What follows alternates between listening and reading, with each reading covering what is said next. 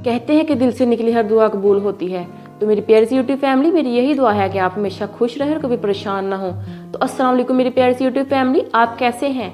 आपको आपके अपने चैनल रोज़ रोज़ कुकिंग पर बहुत ज़्यादा खुशामदीद है। आज मैं आपके लिए dhaba style, restaurant style, hotel style beef कढ़ाई की रेसिपी लेकर आई हूँ। बिल्कुल यूनिक तरीके से मैं आपको बनाना सिखाऊंगी। इतनी आसान है कि बिगिनर, बैचलर हर कोई इसको बना सकेगा आसानी के साथ। क्या टिप्स एंड ट्रिक्स हैं, क्या चीज़ें आप इसमें इस्तेमाल करेंगे, हर चीज़ मैं आपको डिटेल में बताऊंगी। तो चलिए इस रेसिपी को बनाना स्टार्ट करते हैं अल्लाह ताला के नाम के साथ, जो बड़ा मेहरबान नहायत रहम करने वाला है। यहाँ पर मैंने लिया है बीफ 1 किलो, हड्डी वाला गोश्त है आधा और आधा बोनलेस है।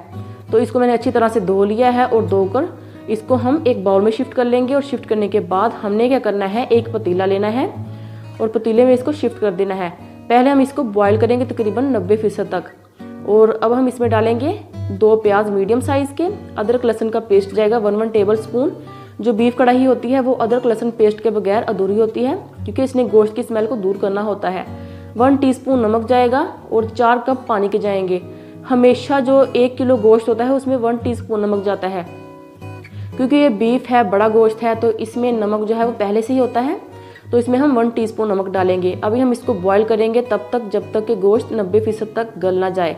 थोड़ा सा ढक्कन हम ऐसे खुला छोड़ देंगे और यहाँ पर गोश्त जो है वो 90% तक गल चुका है। इसके बाद हम लेंगे एक प्यारी सी कढ़ाई और सारा गोश्त हम उस कढ़ाई में ट्रांसफ़र कर देंगे और सारी कुकिंग हम इस कढ़ाई में करेंगे, प्यारी सी कढ़ाई में। यहाँ पर मैंने लिए हैं 3 मीडियम साइज़ के टमाटर, उनको दरमियान से मैंने कट कर लिया था, 4 हिस्से कर लिए थे। उनको ऐसे हम उल्टा करके रख देंगे। तकरीबन 3 से 4 मिनट के लिए हम इसको कुक करेंगे ढक्कन लगाकर। इससे ये होगा कि टमाटर जो है वो नरम हो जाएंगे और इसके छिलके हम आसानी के साथ उतार सकेंगे। तो ये बेस्ट तरीका है टमाटरों को ग्राइंड करने का, इसको ग्राइंडर के बगैर ग्राइंड करने का तरीका है ये बेस्ट।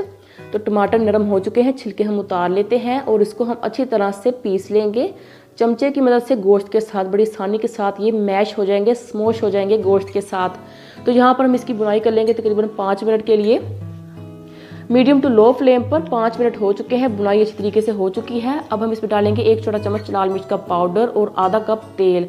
ढाबा स्टाइल बीफ कढ़ाई है तो इसमें ऑयल जो है वो ज़्यादा जाएगा, आप घी भी ऐड कर सकते हैं। फिर से हम मज़ीद 5 मिनट के लिए बुनाई करेंगे ऑयल के साथ। आपको तो पता है कि जब ऑयल ऐड करते हैं तो बुनाई जो है वो अच्छे तरीके से की जाती है।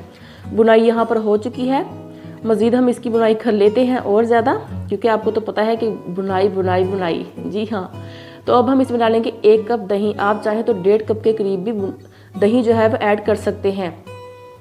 तो मैंने 1 कप के करीब दही ऐड कर दिया है। दही को मैंने फेंटा नहीं है, आप चाहें तो इसको फेंट कर भी इस्तेमाल कर सकते हैं। फिर से 5 मिनट के लिए बुनाई करेंगे। बुनाई करने के बाद हम इसमें डालेंगे 1 छोटा चम्मच धनिया पाउडर, 1 छोटा चम्मच ज़ीरा पाउडर और 1 छोटा चम्मच हम इसमें डालेंगे काली मिर्च का पाउडर। काली मिर्च जो है उसको आपने ज़्यादा नहीं पीसना, और ना ही धनिए को और ना ही ज़ीरे को। इसको हम बिल्कुल दरदरा सा पीसेंगे और इसकी हम मिक्सिंग करेंगे। और यहाँ पर तकरीबन बीफ कढ़ाई जो है अल्हम्दुलिल्लाह तैयार हो चुकी है। ऑयल जो है अच्छे तरीके से ऊपर आ चुका है और ये अल्हम्दुलिल्लाह गल भी चुकी है। तो चले इसको हम सर्व करते हैं। मैंने इसको सर्व किया है तंदूर वाली रोटी के साथ और रायते के साथ। रायता मैं आपको भी दिखाती हूँ। तो अल्हम्दुलिल्लाह बहुत ही शानदार ग्रेवी के साथ हमारी बीफ कढ़ाई तैयार हो चुकी है, dhaba style, restaurant style.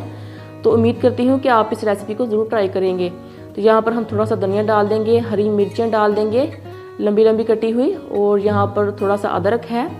Restaurant style beef कढ़ाई तैयार हो चुकी है। इसको हम सर्व करेंगे रायते के साथ और तंदूर की रोटियों के साथ। आप चाहें तो इसके साथ नमकीन चावल भी रख सकते हैं। अल्हम्दुलिल्लाह आपको यहाँ पर इसकी ग्रेवी दिखाती हूँ। तो मेरी प्यारी सी यूट्यूब फैमिली, अगर आपको रेसिपी अच्छी लगी हो तो प्लीज़ मेरे चैनल को सब्सक्राइब कर दीजिए और साथ वाले बेल का जो आइकॉन है उसको भी क्लिक कर दीजिए। और अपना बहुत सारा ख्याल रखिए और अपनी फैमिली का भी, और मुझे ज़रूर दुआ में याद रखिए। इसी के साथ अल्लाह हाफिज़ and take care, stay blessed and stay happy.